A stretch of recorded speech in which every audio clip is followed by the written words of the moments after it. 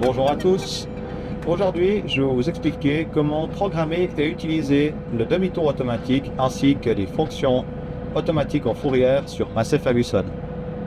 Pour commencer, il faut sélectionner un champ. Donc vous sélectionnez votre champ. En l'occurrence ici, c'est celui-là que je veux. OK. Dans ce champ, je dois aller sélectionner une ligne de guidage. Ici, mon contour segment, 3 mètres. Je suis avec une machine de 3 mètres. OK. Ensuite, première chose, je dois aller verrouiller une ligne de mon segment pour pouvoir travailler dessus. Je vais sur réglage de segment. Je sélectionne mon segment numéro 4. Je le mets en favori. OK. Maintenant qu'il est en favori, je peux le verrouiller. On voit ici qu'il est verrouillé. Ensuite, chose suivante, pour aller sur les paramètres du demi-tour automatique ou des fonctions automatiques en fourrière, je clique sur mon écran, dans mes réglages, ainsi que dans le menu auto. Première chose, je dois indiquer quelle façon de demi-tour je veux faire. Soit le demi-tour U manuel, soit le demi-tour U automatique, soit le mode champ partiel ou en planche. Aujourd'hui, je vais vous montrer avec le mode travail en planche. Voilà, une fois celui-ci sélectionné, je trouve ici des raccourcis pour aller soit sur mon menu de mes lignes de guidage, pour aller y insérer ma ligne que je veux ou la verrouiller, ou également mon menu de fourrière. Car maintenant, je dois mettre des fourrières. Donc, à quoi sert la fourrière? La fourrière, elle servira d'élément déclencheur pour le demi-tour automatique. Voilà, je me retrouve dans mon menu fourrière. Ici, j'ai déjà créé mes fourrières que j'ai besoin. Avec ce déverrouillage, il y a une fonction supplémentaire. C'est une extension de champ. C'est-à-dire que quand on travaille avec du demi-tour automatique, les limites de champ sont comme des murs. Donc, on ne peut pas les franchir. Donc, suivant la machine que nous avons, il ne va pas accepter de faire le demi-tour. C'est pour ça que nous pouvons élargir ces limites en mettant des extensions. Nous y reviendrons après. Voilà, une fois que j'ai sélectionné ma ligne, que j'ai inscrit ma limite de fourrière, je peux passer à la suite. Ici, première chose, je dois renseigner de quel sens je vais tourner pour la première fois. En l'occurrence, dans mon champ, je vais tourner pour la première fois sur ma droite. Ensuite, je vais lui indiquer à partir de quelle ligne je vais, de combien de lignes je veux sauter. Je mets 7. Voilà. Ensuite, je vais lui indiquer à partir de quelle ligne je vais commencer. Là, je suis sur la ligne moins 30. Il me la propose en bas, ligne de référence actuelle. Je peux mettre moins 30 et ça l'inscrit automatiquement. OK. La chose suivante, je peux ici aller régler une distance depuis la fourrière jusqu'au moment où il va commencer de faire le demi-tour automatique. Pourquoi on pourrait faire ça? Typiquement, si une machine doit se relever dans cette zone-là. Ici, on va lui indiquer peut-être que ma machine, il lui faut 2,50 m pour se relever avant que le tracteur commence à tourner. Ça évite que la machine traîne par terre. 2,50 m, très bien. Je vais indiquer également le rayon de braquage maximum de mon tracteur. Si on ne le connaît pas, on peut le calculer. Simplement, sur l'écran ici, on regarde, on braque à fond d'un côté, 4,40 m, on appuie sur régler. Dans l'autre sens, 4,40 m, régler. Maintenant, on sait quel est notre rayon de braquage minimum. Donc ici, on retrouve notre réglage 4,40 m qu'on peut adapter. Ça nous donne également la vitesse idéale de virage. OK? Yes. Sur la gauche de l'écran, on va retrouver les dimensions réelles de la machine. Pourquoi les dimensions réelles? Quand on inscrit une machine, on va lui inscrire toujours son point d'application. Si on prend son point d'application, par exemple sur une faucheuse, le point d'application va se trouver au niveau du lamier, mais la machine a des bâches de protection. Donc la machine, réellement, elle est plus longue et plus large que ce qui est inscrit. Donc ici, on va pouvoir aller donner ces indications.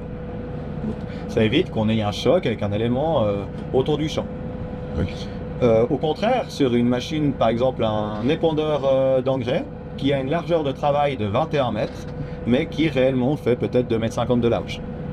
Donc voilà, rentrez ces données par rapport à votre machine. Une fois que tout ça est réglé, OK, on revient sur notre menu. Voilà, maintenant, une fois qu'on a rentré ces valeurs-là, on va pouvoir calculer. Donc le bouton pour calculer, voir si c'est possible, il est ici. J'appuie dessus.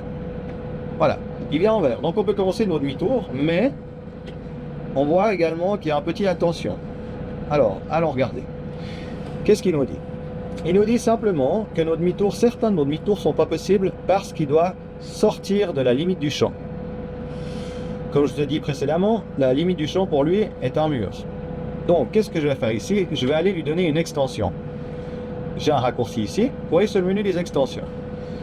Donc, mes extensions ici, je vais aller mettre, le problème est sur le segment numéro 2. Donc, sur le segment numéro 2, ici, j'ai une bande herbeuse de 15 mètres. Alors, je vais lui dire, OK, tu peux dépasser de 15 mètres.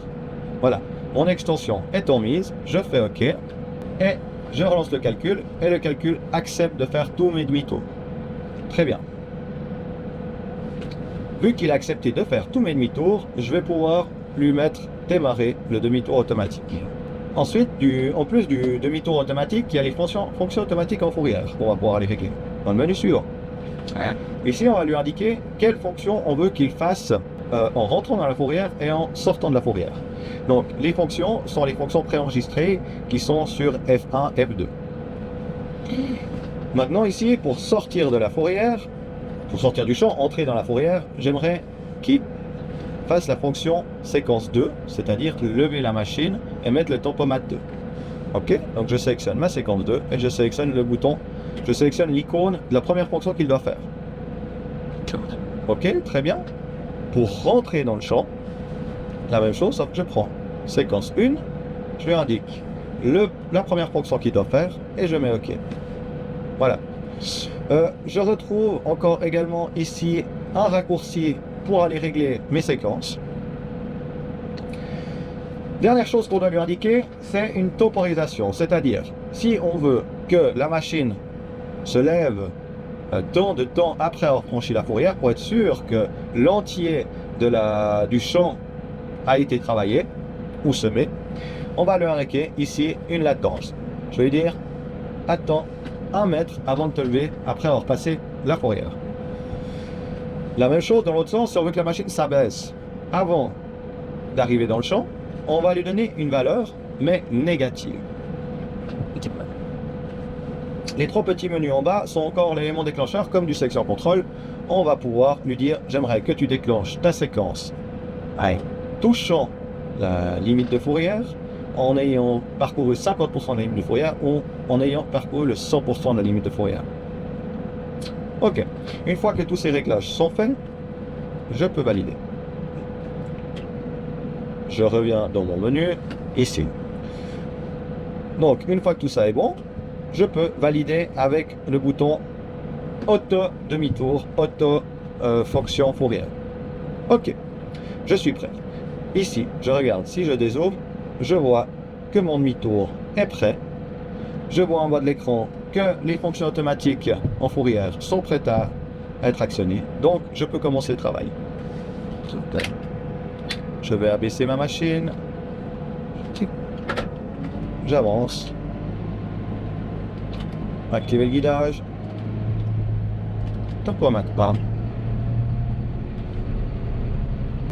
C'est parti.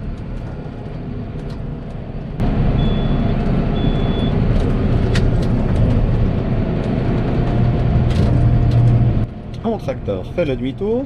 Il a levé la machine, baissé la vitesse. En arrivant proche de la fourrière, il va abaisser la machine. Voilà. Commencer le travail et augmenter la vitesse par rapport à la vitesse préenregistrée.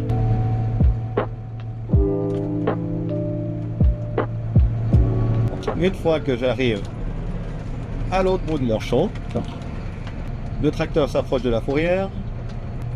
Une fois la fourrière passée, il attend 1 mètre avant de relever la machine. Il relève la machine, commence son demi-tour.